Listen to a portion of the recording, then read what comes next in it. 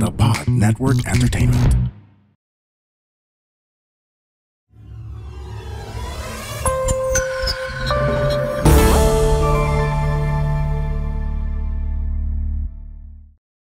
You're listening to the adoboTalks podcast, The Business of Creativity, a series of high-level inspirational and educational sessions on how creativity unleashes inventive solutions that fuel the economy.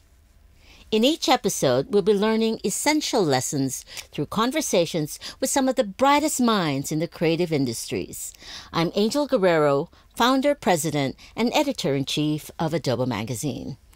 Today's episode is called Use It or Lose, Why We Must Embrace the Disruptive Technologies as Permanent Fixtures in Our Creative Playgrounds. And sharing her insights and expertise on the matter is the current head of product design for Globe Group, as well as the former president of the Digital Marketing Association of the Philippines, Denise Haak. Hello, welcome. Hi. Welcome to our adoboTalks and welcome to the studio in Hit Productions. Thank you. It's such a great studio. I'm so happy to be here. Well, I'm sorry you had a difficult time finding your way, but I'm glad you finally made It's okay. it. Nobody needs to know where it is. It's our little secret studio. Yes, indeed. Well, first, I wanted to, aside from what I've said about Denise, there's a little more about her because I checked your LinkedIn and, I couldn't understand what it was all about. So I'm going to ask you today, okay, you are CX, UX, UI, XD, IA, HF, HCD, AIIY, AI, and founder of Kiddity, whatever. What is all of that? What does it make you? So it makes me alphabet soup. No, I'm just kidding. Actually, what I like about the tech space is they use a lot of acronyms to make us sound smarter, more mysterious. But really, what we're doing is what we should have been doing for years. So things like customer experience, user experience, accessibility, which is that So A11 one. Okay. Yeah. So what is HCD? Human-centered design. Oh, look at that. Yeah. HF? Human factors. See, these are terminologies that we don't know much of. We know UX, UI, CX. Yeah. But how did you get to in this space? We want to know a little more about how you, Denise Haak, a female graduate of computer science, got so geeky and so nerdy. So I think I've always kind of been this way where I liked playing around with how things worked. And then eventually, as I said yes to more and more things that I didn't really know I needed, I ended up founding a company that came from an idea born in Google. So in Google, we have this thing where you do dog fooding. I don't know if you've heard of dog fooding. No, I'm not. So dog fooding is an industry term in tech where you have to try your own products before you put them out into the market. Okay. So supposedly, if it isn't good enough for you, it shouldn't be good enough for your dog. And in that dog fooding space is where you design, you test, you iterate all of the products that you make. And as I was part of this dog fooding team, out of pure volunteerism, I realized I fell in love with this whole process. And that nobody is doing this outside of these big tech giants like Google and Apple and Facebook, etc. And I said, what if I created a company that helped other companies think this way, where you can test and iterate and design things for actual human beings? And then the rest is nerd history. So that's human design, as you call it? Yes, human-centered design or user-centered design, yeah. So that was Kiddity, Yes. correct? Which was eventually sold? Yes. And Kairos is another company you Yes. founded, and both are in the same field? Yes, Kairos was just a rebrand for the joint venture. So you're rich. Somebody's actually bought your startup. No. I sold for a pittance, guys, a pittance. She's rich, guys. Anyone who sells tech companies does well. And the other thing I'd like to ask is, I know that being a female geek or nerd, remember we had the discussion, are you a geek or nerd? What do we call, how do we term you? Any. Both are works. very flattering. Yeah. And in a very male-dominated space, you mentioned that, where you were one of the only females in the class. Tell me what that experience was like. And what made you still continue to do what you do? Yeah, so, I guess I have to inadvertently thank my mother because this was so not the course I wanted to take. Right. But she was the one who recommended I take computer science. And yes, I was not only the only female in a sea of males, I was also the only white person in a sea of Chinese boys in LaSalle. Okay. But I think the reason I stuck it out was there was something very empowering. You felt very special. And special not because you were alone, but special because you were first. Yeah. And I kind of felt that this was going to be something more women would get into in the future, but Are you disappointed that there are not enough? I'm still disappointed. That is a perfect question. I thought by now there'd be so many more of us, and we're still kind of the minority. And in the worst sense, we keep getting relegated to female-esque tech. So if you're a startup for a makeup brand or a beauty brand, you should be female. But if you're a startup, let's say for, robust hardware and chips, you have to be male. You have to be male. So here we go, guys. We need more of the ladies out there to do what you... So in this conversation, we hope to inspire more women to emulate what you do. Now, when you start something that's unique and pioneering and you have no reference, right? What was your reference? What company were you emulating? That is also a great question. So thankfully, by then, there was this lovely thing called Google. So you can Google stuff. But I discovered that there are some really cool companies that do what we do, and they've been doing it for much longer. But not here in the Philippines. Not here in the Philippines. So there's the Nielsen Norman Group. Okay. In fact, both Nielsen and Norman wrote their own books on the subject. So if you guys want to learn about that, you can pick up their books. Then there's Frog Design. There's the Cooper Group. There's the W Group by Susan Weinshank and her son, and many others. And again, as I name all of this, there's probably like 15 rock star VIPs in my practice, and only one is a woman, and it's kind of disappointing. Well, thank you for leading the way then for the Philippines.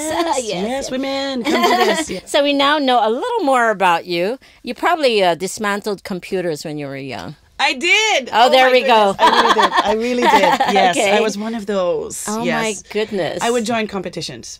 Yes. And win. And we would win. Oh, yes. marvelous. And it was mind-blowingly difficult. Like, I don't understand how we were able to do that when I look back. I mean, you have this entire tower because, yes, kids, before your laptop, computers came with these gigantic towers where you would put in your floppy disks.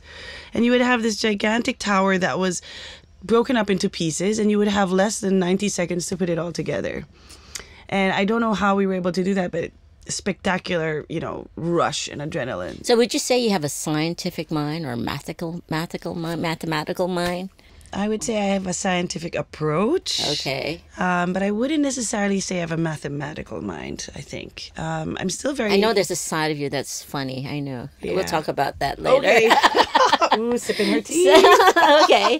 So before we really get into the meat of things, how would you personally define this, this term disruptive technology? There's always a conversation about that. And what are your favorite examples of what is disruptive technology? Yeah, so for me, anything disruptive is something that forces you, whether you like it or not, whether for good or for bad, to pivot. You could pivot your business model, you could pivot your ways of working, you could pivot even your target audience. As long as you're being forced to pivot because of this technology, then it's disruptive.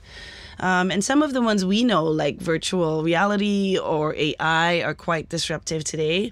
But the really cool ones too, that things like quantum mechanics or quantum computing, and even this really cool thing where cell phones can now go at the speed of light. No, I'm just joking. I work for Globe. Wish. It's called 5G, guys. 5G is the new disrupt. No, I'm just kidding. Okay. Yeah. But so I do think disruptive technology gets a bad rap.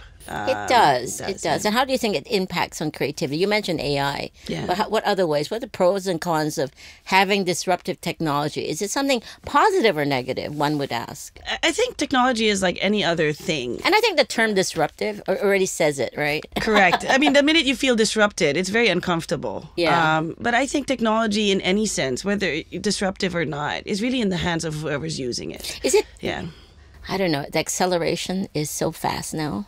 I think it's more the comfort. People get comfortable in what they know and what they're doing. If you were still in the same thing you were doing and you just had to do it faster, you wouldn't feel disrupted.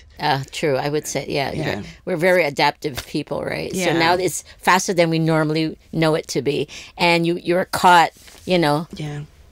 unawares, unawares, exactly. and unprepared. Correct. And you're not ready or not, you're not even willing for it. So I don't know if it's necessarily the acceleration, but definitely it's something that forces you to change. So on the topic of creativity, right, disruptive technology affecting creativity, it would automatically, simply the fact that it is disruptive. It makes you think another way or looking for solutions in another way, right? Okay. So emerging technology have always come with the implicit invitation to experiment with them. So how do you determine which technologies are worth trying out and which aren't? Because there's so much out there now, and we're spoiled for choice, even from a corporate point of view or a personal point of view. How would one choose? So I have a great anecdote that answers that question. It's not, it's a story when I was in Google. And a similar question was asked to our then CEO, Larry Page. And it was exactly the same. How do we choose which technologies we're going to try out? Okay. And he said, well, the answer to that question lies in the toaster. And he was saying how, if you think about it, the toaster hasn't evolved much in the last couple of decades. Maybe horizontal product developments like a toaster oven, but the main toaster behaves and is built exactly the same way. And considering all the technology and all the innovation that's happened in the last couple of decades, you'd think they'd improve it enough so that it doesn't do the one thing that it still does today, which is burn your toast. Oh, I can relate. I have toast every morning. Right. And it's never perfect. And you're right. It's one of the earliest inventions, and no one bothered. So I think the thing is, people are not giving enough attention to the toaster. Because the toaster is not going to change the world. If you focus on emerging tech or disruptive tech for the toaster innovation, then you're not really going to affect the world. Oh my goodness. And I think that's would. the real answer to this question. How do you know what to try? What do you think will move the world? What do you think will move your business? And what do you think is something that, even if you make a mistake, is not something that you look at it and go, that was a waste of my time? How does one decide? Is enough information out there, you think? Well, there's data for sure, predictive models, AI can help you decide. Oh, yes. But we are creative. So for me, I'm a big believer in instinct. Go with your gut. Your gut will tell you if this disruptive tech is something that you will change the world. In fact, somebody just mentioned to me that they didn't get a project because AI said... No, that is AI awesome. made the decision. Maybe AI can be a therapist. Indeed. Oh, it's getting there. Now, what has your experience with Web3? Oh, yes. Yeah, taught you about creativity, especially in the brand and advertising space. I know that you've worked in Ogilvy, correct? And MRM. Yeah. So you have advertising experience. So it's a great question to ask you. So what has Web3 taught you about creativity in this space of brand and advertising? Yeah, so the interesting thing about Web 3.0 is it actually democratizes how we store and process stuff. So back then, and even again today, we're very, very guarded about what we own. So when we create something and we build it, it becomes something that we need the whole world to stamp with, hey, this agency made this material. And the nice thing about Web3 or things like the blockchain is it democratizes who stores it, but it doesn't democratize who made it.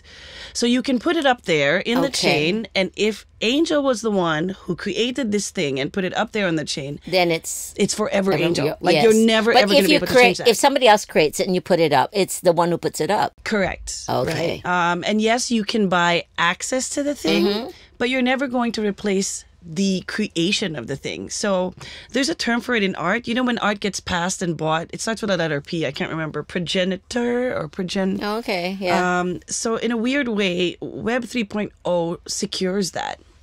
So that we know exactly who created it, when it was created. Why do you think it evolved into Web 3.0? I mean, what drew it to happen? I think it's more...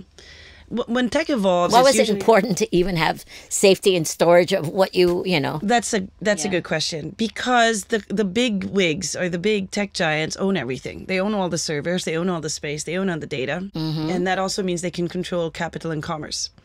So they can decide how much to charge you for your storage, they can decide how much to charge you for your usage, and they can even process the data and not tell you about it. Indeed. And blockchain, I think, evolved to remove that, to decentralize not just the storage of the data, but the processing of the data. And I guess everyone has their right to own what they own. Yes. It doesn't have to be the tech giant. It gives you that opportunity. And everybody has a right to access this, too, is, I think, the bigger point. Yeah.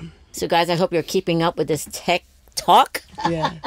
So, there's this conversation about AI. I mean, everywhere. I mean, in practically every podcast I've had, there's a question on AI. Of course, you're the geek girl, so I'm going to ask you, what's your view on AI vis-a-vis, of course, creativity? It's definitely impacting the way we work and the way we think, and it's also an enabler. So I love your point of view. Does it help or hinder innovation? Yeah, it's like any tool. It's really in the hands of whoever's wielding it. So if you're the kind of person that will wield it for good, then AI will churn out good. And if you're the kind of person that wants to use it for nefarious purposes, it'll probably help you do that as well. But I think for me, the biggest impact AI has that hasn't been seen in creativity, not in a long time, even maybe since its inception, is the idea of ethics. Yes. Because now we have so much power to create these things and to create things based on what other people have created and not give them credit for it, and maybe not even be very transparent or authentic. And we never had to worry about that as creatives. As creatives, everything we did was authentic. It came from us, and we were the source. And now when we use AI, fully aware that it is borrowing from other spaces and other creations all around the world and all around the internet, what is our liability? Not just to declare that co-creation, but to declare to our customers that, hey, this is not entirely made from hand. We got some help with this particular creative. And there's really an ethical imperative creatively for me that hasn't existed in this way before. And it's really hard to actually protect that, or the IP of any creative. Once you put your work out there, whether it's a photograph, can be used for AI. Yeah. So sorry, artists, sorry, art, everybody who's put work out there, AI can pick it up and use it. And so we, the people who are picking it up, we need to remember that. And we need to be very morally, right about it. So outside of that, how has it impacted creatives? You think creativity has flourished as a result of AI? I think so. I think for one thing, it now forces us to know who the winners and the losers are. These people who take AI and are not daunted by it and say, you know what, fine, I will take that challenge and either work with it or even try to beat it. They're the winners. And the ones who are like, oh, it's going to take my job and I'm never going to be able to create anything again. And unfortunately, those are the losers. And I like that because if I'm a client, I would like to see that kind of gumption, the winning gumption in a different arena entirely. I'd like to see that gumption so strong that if I jokingly tell you, I will hire your creative agency to pitch against an AI tool that I have in my office. That's going to be a great pitch. And you would take that on. Yeah, for sure. I think I would have gotten sold at the door, that you agreed to that you shook on that and said, okay, I'll compete against AI, I'll do it. Because there's something that AI can still never duplicate that only humans can do, and that's empathy. Empathy. Yeah. I was thinking. I was going to ask you actually that particular thing. How can AI have empathy? So right now, earlier on, I had a guest, and he was talking about how he uses it in advertising. So how it's helped is he can actually do deepfake by, in That's a pitch. true, yeah. It's like, okay, I can get somebody's voice, here's the storyboard, draw it up, or do a video, that voice, that celebrity, they can create it and pitch it. And well, not use it, but pitch it and say, here is how a celebrity will look if they even talked, And said that's your lines. brilliant, because now the client doesn't have to imagine. That's they can right. see it. Yeah. So I think they've used it in a very clever way. I think so. In that way, I think, it's the first I've heard where, oh, Angel, we just typed out the script and picked the voice and voila.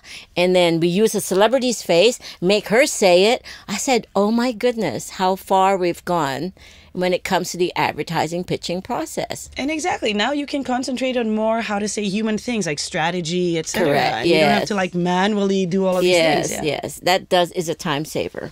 Now going back to blockchain, and it's intriguing to note that both blockchain and AI have very vocal detractors, despite their promise. Why do you think that is? Why are there so many detractors in both blockchain and AI? Why is that? You mentioned ethical things, and you mentioned that it takes away from whoever's property that particular work is. But how about blockchain? I think it has to do with the regulatory stuff.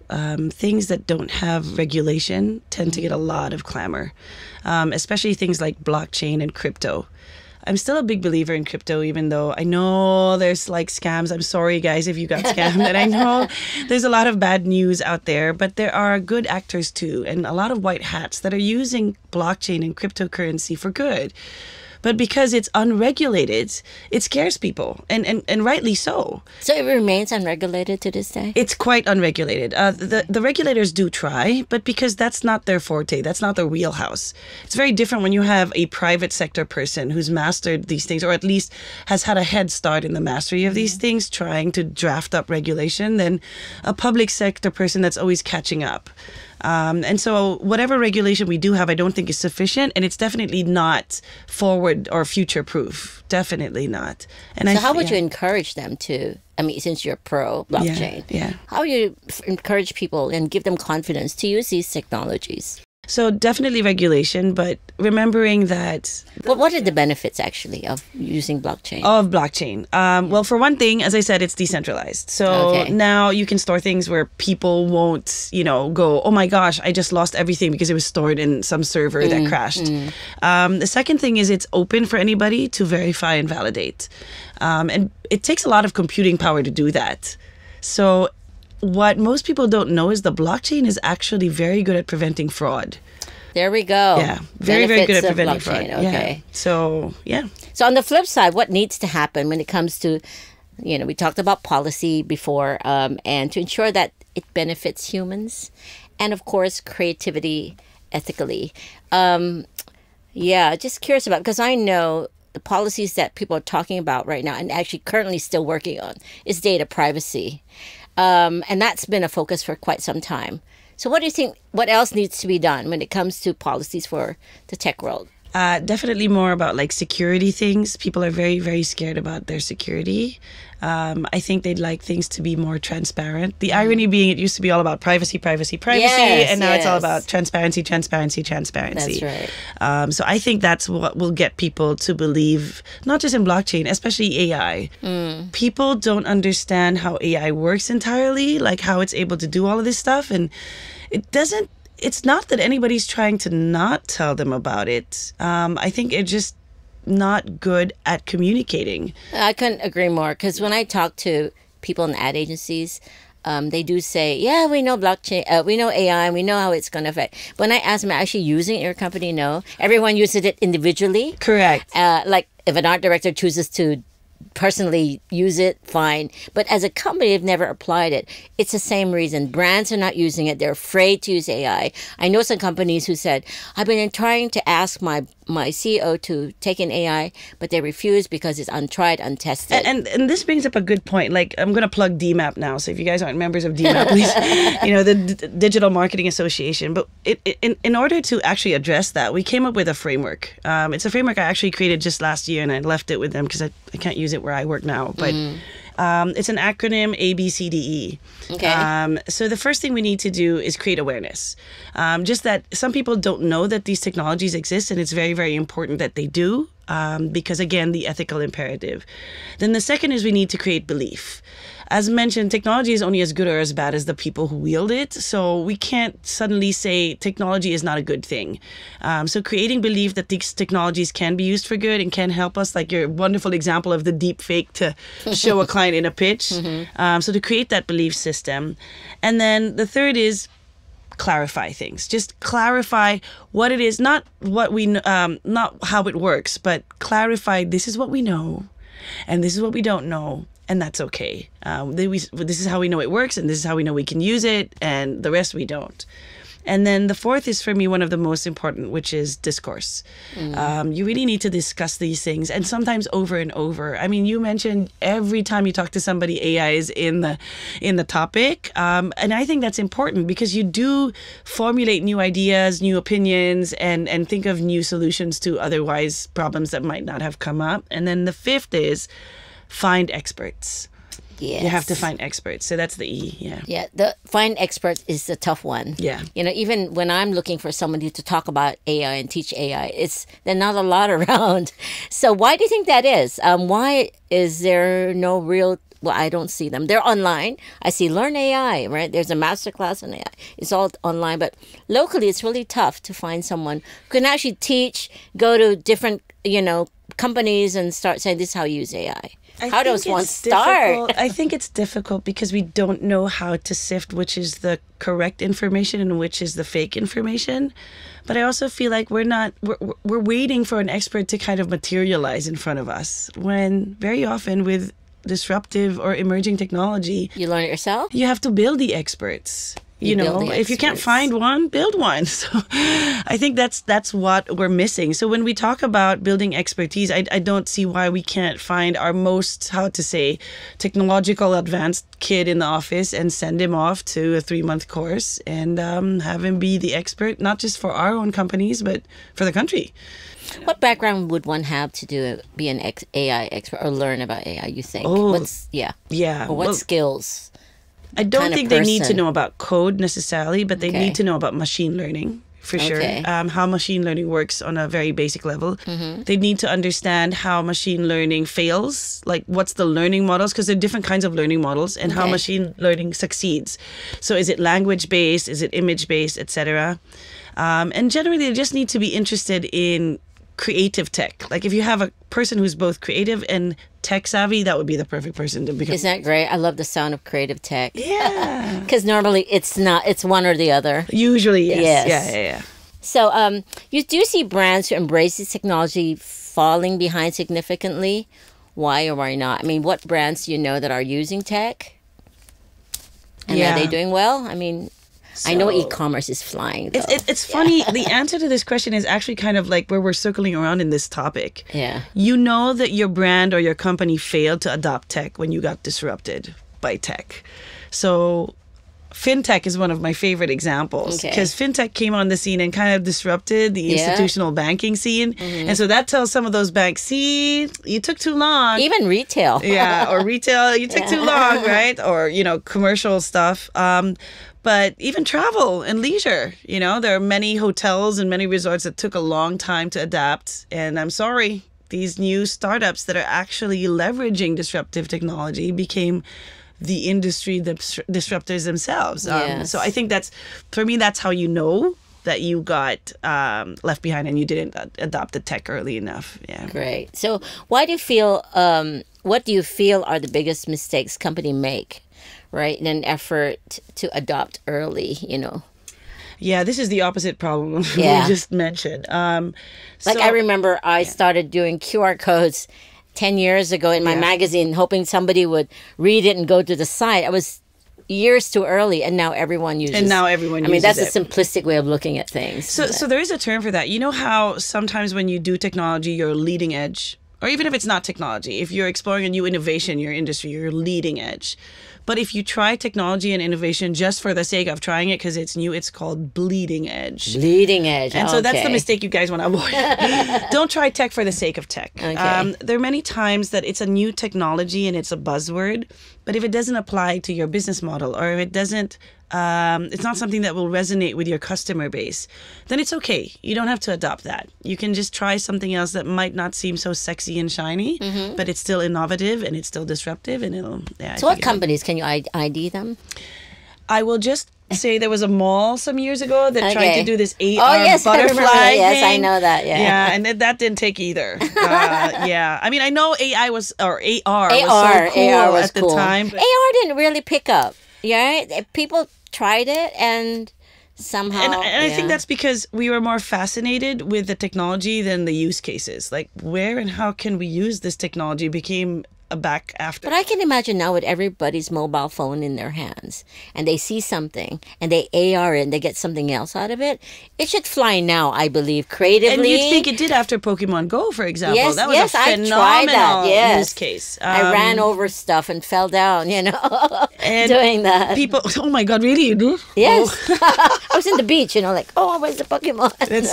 I'm so sorry. I was such a fan of that game. No, it's great, though. I Yeah. did have fun, yeah. But I think the reason why nothing has come close to duplicating it is because people didn't understand why that was a phenomenon in the first place. It wasn't because of the technology. I mean, yeah, that was cool, the AR. But they didn't understand that we were tapping into a deep psychological need, and that's the hunt. We like to hunt for things, and that's what made it interesting.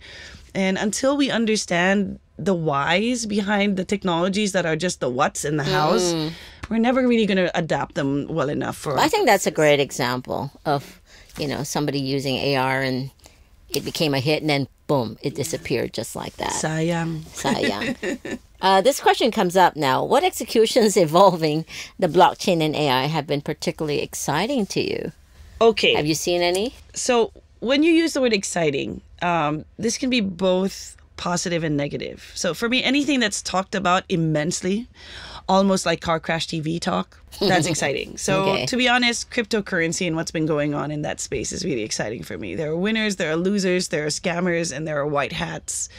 And it's always in the news and there's always something different. And everybody's just like waiting for the last shoe to drop on this thing. And I think that's really exciting because it's like the wild, wild west. And you don't know what you're going to get. And everybody's just trying all of these new things out. And, you never know who's going to be the last man standing. And that's one of the things I find exciting. In AI, I find music creation in AI extremely exciting. There's a lot of new stuff coming in, and I don't know how visual artists are already getting upset. Yes. And to a degree, it's very easy to identify if AI stole from your work. But if it's audio, and we are in a studio that might be considering this. No, they are. We have a lot of conversations here at HIT about that. Yeah. Yeah. And if, it's very, very difficult sometimes to identify.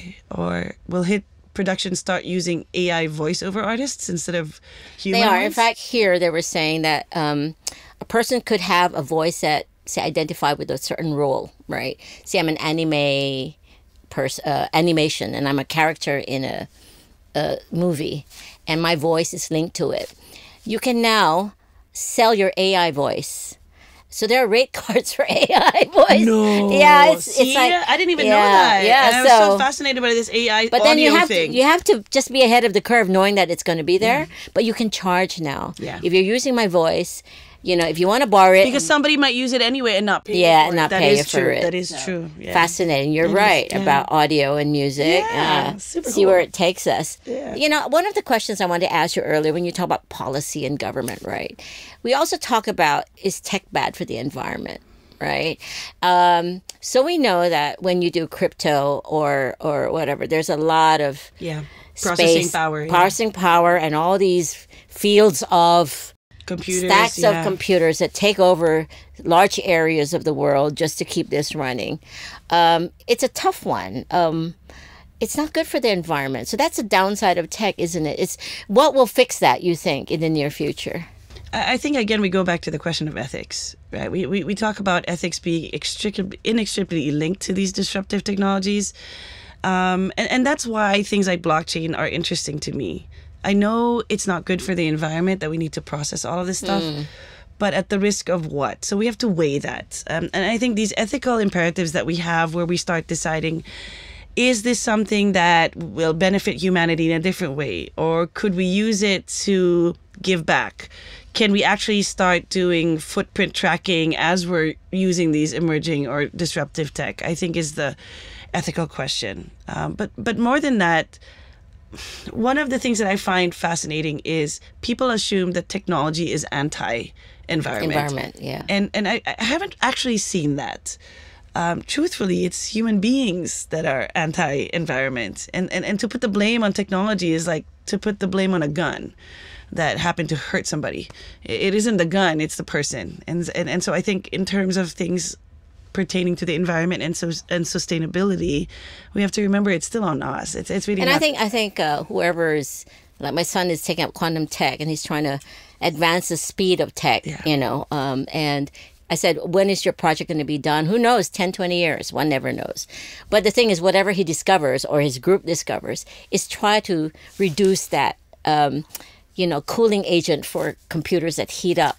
These are things that are still in the stage of discovery. Yeah. So I'm in hope that whatever tech and these machines that we use for crypto is going to reduced. You know, the way But that's mobile why we phones need- used to be that's why we huge, need now they're kids tiny. like that. You know, Yeah. we need young people like that are more conscientious in general, that have that awareness. And we might not find the solution right away, but if we start, we'll get there sooner than if we don't. Yeah. And I did tell you that, you know, you talk about drones. Drones can be used for war. Drones can also be used to, you know, fertilize fields without having humans go around and fertilize Yeah, we talked about and that water. too. And I was think like, that's the upside of tech. You know, now, one of the now wonderful kids will like to things. farm because it's like Yes. gaming. You know, Yes, it's like, I want to fly this airplane. I want to drop the seeds this way, and Yeah. voila, Yeah, I get a that's true. farm. Yeah.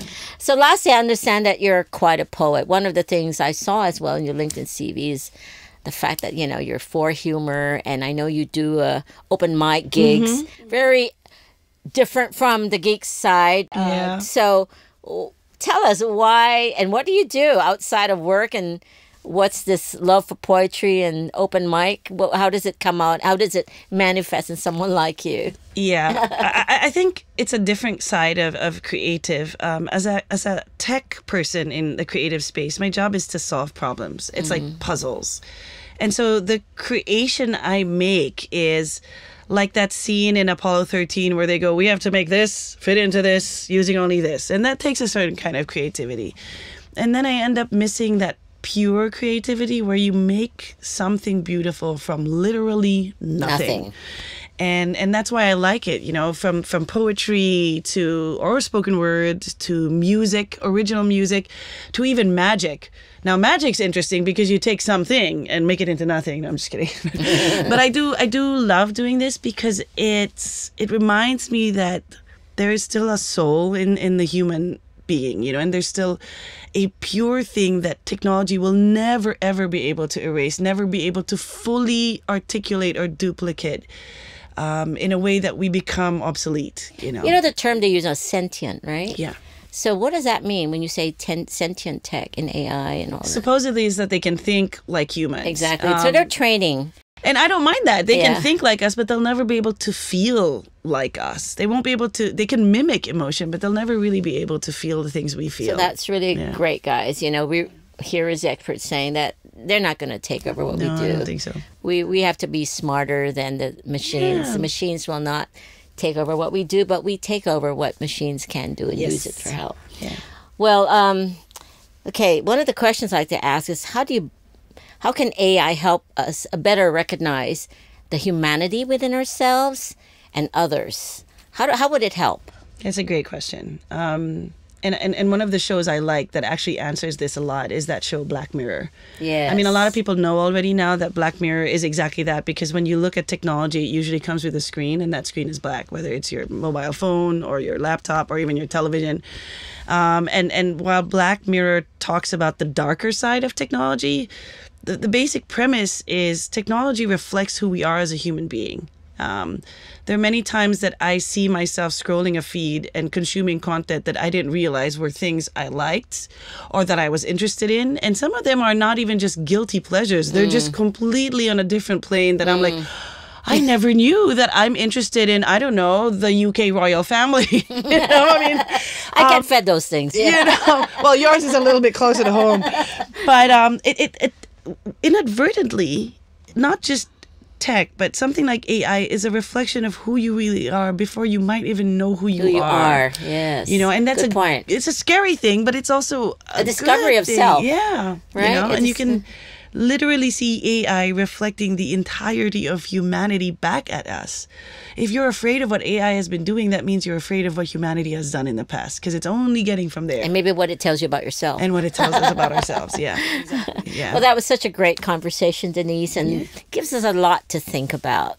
Thank you. And, well, that's all the time we have for this episode. Thank you for listening and watching this episode of adoboTalks podcast with today's special guest, Denise Haak. Well, let's give a little toast. Yay! I know your coffee's nearly done. But Yes. Cheers. Cheers. Okay, the Adobo Talks podcast, The Business of Creativity, is available on Spotify, SoundCloud, and Adobo Magazine, and of course, YouTube. The Adobo Talks podcast, The Business of Creativity, is produced by Adobo Magazine, The Word on Creativity, in partnership with the Pod Network, and recorded in partnership with Hit Productions. Tune in next week for another insightful conversation with one of the brightest minds in our creative industries. The opinions of podcast creators, hosts, and guests are not necessarily reflective of the official stance of the Pod Network Entertainment, its hosts, or other network programs. The content created by the people behind the podcast is personal and not meant to harm any religion, ethnicity, group, organization, company, or individual.